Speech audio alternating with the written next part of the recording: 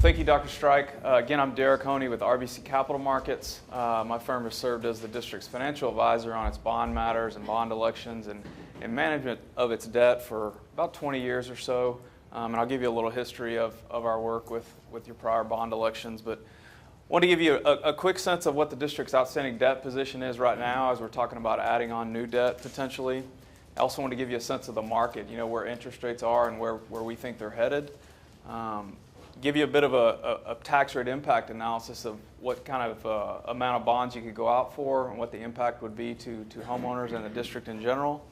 And then the last couple things here, just talk about timing around a bond election and then just some various bond election information as you gear up towards looking at a new election.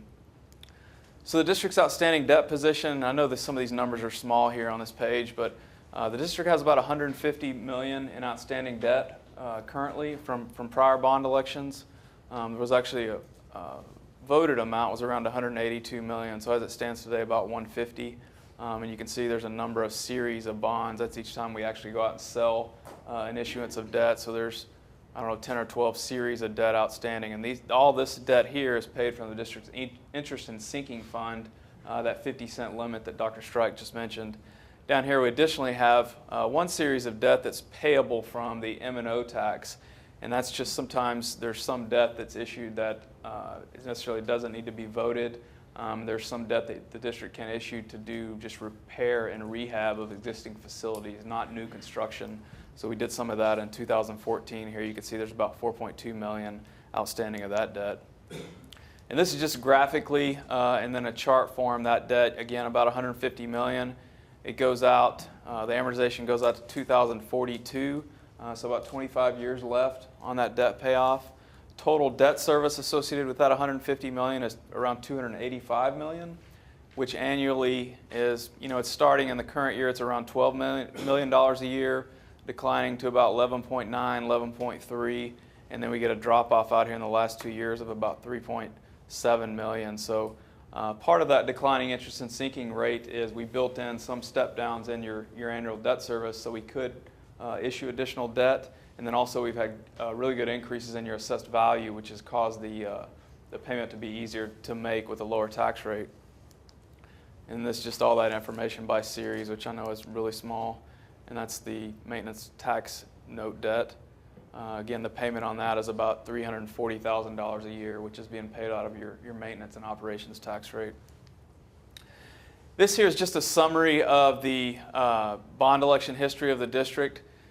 The most recent election was in 2002 for $144.5 million. I worked on that election, and I've told Grant and Dr. Strike this a number of times, but I don't know if I've had an election that was stretched out as long as this one was from when it was originally issued. And I think some of that was the economic downturn. I think some of it was waiting on the values to happen. And I think at the time we knew it was going to take a number of years to be able to issue that debt. So it kind of played out that way, a little longer than we expected. But you can see we sold this in about 8 installments. Back in 2002, we first sold $25 million, and then various increments down to just last year, we sold the final amount of $21 million to exhaust that authorization. And then prior to that, the election before that was in 1999 for around $30 million. We sold that over about 3 years.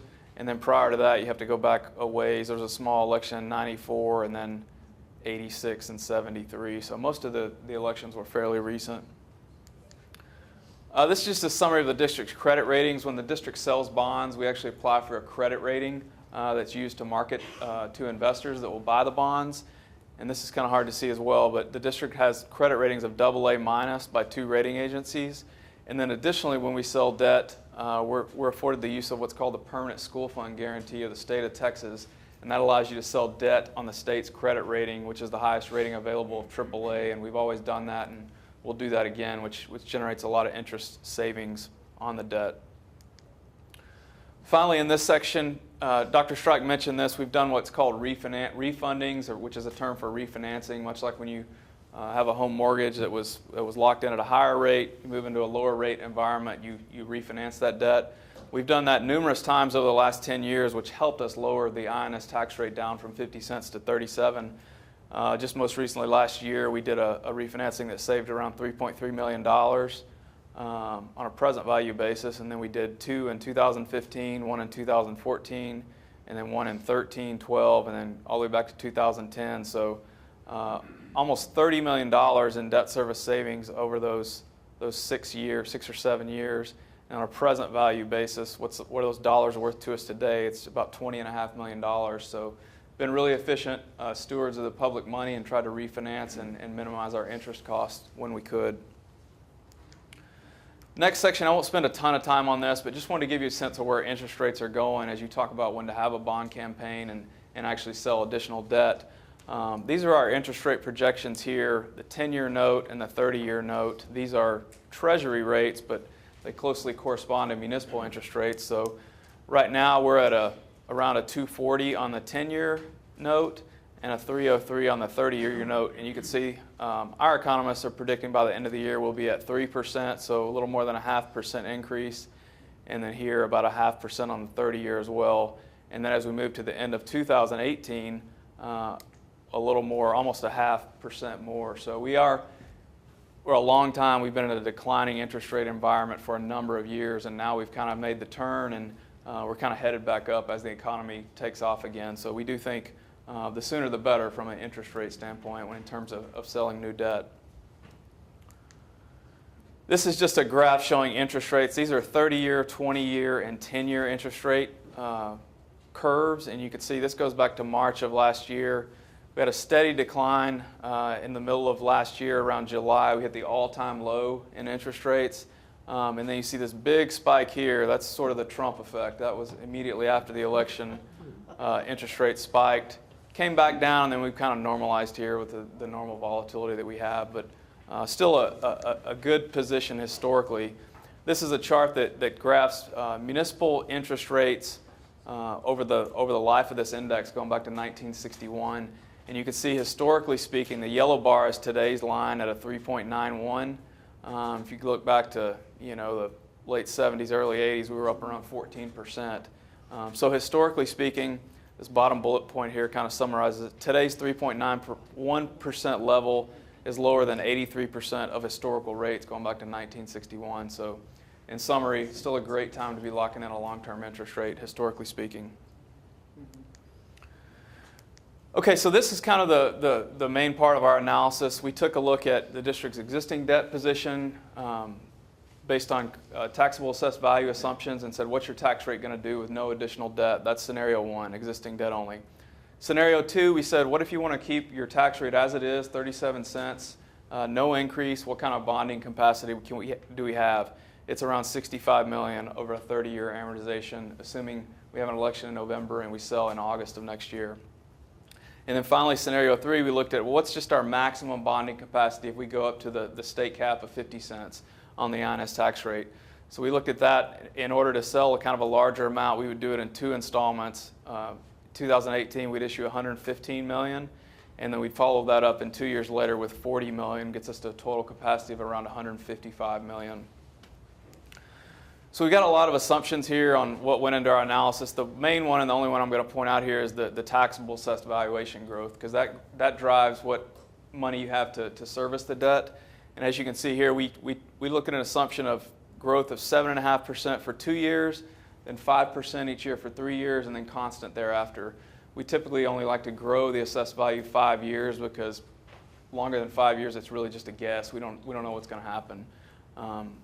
So to follow up on that, we put together a chart here of the district's assessed valuation growth history and then taking into account the projections. So the dark blue bars here are the historical certified value numbers, and then these light blue bars are our projections. So I know you can't read this, is really small, but we took each year's growth assumptions. So as I was saying here, we got projections on the assessed values, and we do what's an average here over the historical numbers. So we look at a 10-year average, 5-year average, and a 3-year average. So the 10-year average is around almost 9%, the 5-year average is 11.3%, and then the 3-year average is 15.5%. Obviously, the district's been growing rapidly in the last few years, so I generally look at a 5-year average. So you can see that average is around 11.3, and then we back that off to some extent for conservatism. So what we looked at was 7.5 for 2 years, 5% for 3, and then constant for the life of the debt. So you may say that looks too conservative based on these recent growth rates, but it's actually pretty aggressive in our world for how to, or I wouldn't say aggressive, I'd say moderate for what we look at when we build a bond program, because what can happen is, you might grow 13% this year, but say the next year you're flat, you're at 0, well then your average is down to 6%. So we learned a lot coming through the housing downturn and the economic downturn of, you miss one of these years and it really sets you back. So we try to build in some conservatism. I have a question on that. I don't know if I need to wait till the end. I got Sure. like a letter from our mayor that said that there's a state bill about capping the growth of the taxes to 5%. Is that just for like municipalities, or would that be for the school too? Do you know what I'm talking about? Yeah, I have seen some of those bills that are in the legislature right now. I'm not sure specifically what that one is. That's Senate Bill 2, and it relates only to cities, Okay. cities and towns.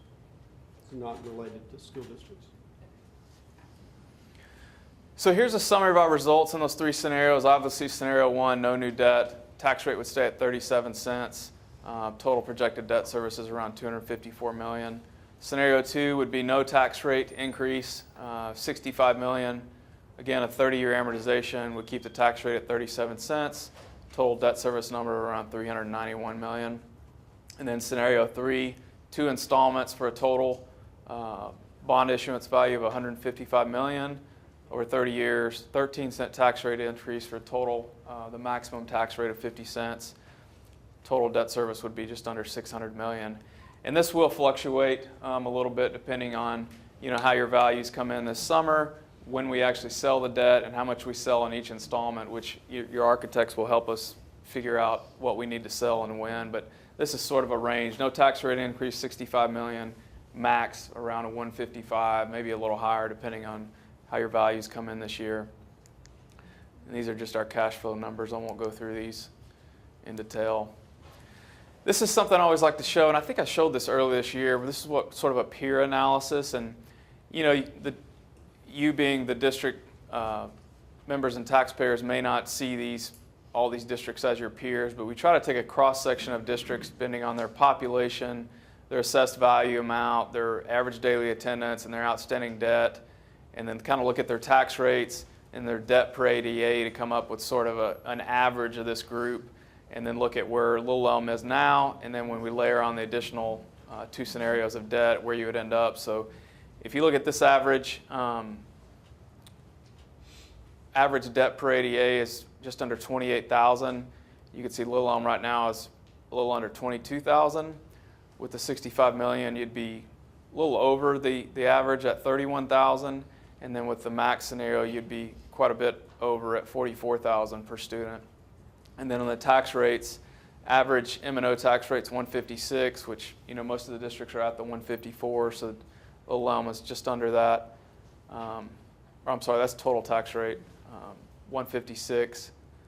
Little Elm's at 154 total. You'd stay at 154, obviously, on the $65 million, and then go to 167 on the max. So you'd be quite a bit above there. But on the INS side now, the average is a little under 42 cents. So the district is 4 cents under right now. So maybe it's somewhere in the middle where you end up, but this kind of gives you a range. And we can provide this to you if you want to go and look at individual districts. But for instance, take a look at Prosper. They're 60,000 in population, so they're almost twice the size of Little Elm, but their assessed value is $4.7 billion. Little Elm's $2.8 billion. And then you see you've got $150 million in outstanding debt. They've got $454 million in outstanding debt. So it's quite a bit. But they've grown faster than Little Elm. They've got more kids coming. So some of that is they're building facilities to get out in front of the growth. But you can kind of pick and choose through here and kind of look to see how the district would compare. Next section, real quickly, just to go through timing. 2 uniform election dates in the state now when school districts can call bond elections, May and November. To call an election in November, you have to call it 78 days prior to the date. So we'd be looking at August 21st is the last date to call the election. These are just some specific dates around the election and what needs to happen. So once you have the election, there's a no contest period for about 30 days. And then typically we'd sell the debt anywhere from 15 to 30 days after that. So really look at about 75 days after the election is when we'd actually deliver money to the district and you could start construction. Finally, I'm going to go through this quickly. This is just some bond election information we'd like to go through, and I've provided this to Dr. Strike and the group before, but develop background demographic information and growth projections. I know you've done that. Determine facility needs. I know you're working through that now. Monitor, assess community attitudes toward the district and bond election. I think you've worked through some of that. Complete vote analysis. That's just trying to count the vote before you call the election. And these are some things that, as you get closer to the election, establish polling places and early voting, complete voter registration campaign, determine optimal timing of the election. It used to be we would try to pick the date that we thought would ensure passage of the election, and now with the two uniform dates, there's not a lot of proof that says one's better than the other. So as you look at May or November, I don't think there's, even going back to November on the presidential election, it wasn't decidedly negative for bond elections. Usually you think when you have higher turnout, it's more negative towards bond election, but that hasn't been the case recently. Finally, determine cost of bond program to taxpayer. We've done that for you. Call bond election with unanimous board support. That's very important. Secure funds to finance the bond campaign. Target a broad base of community support. Design, complete, and distribute campaign material. I know your architect will be very helpful with that. Complete bond program tasks and responsibilities, and in summary, get more yes votes than no votes.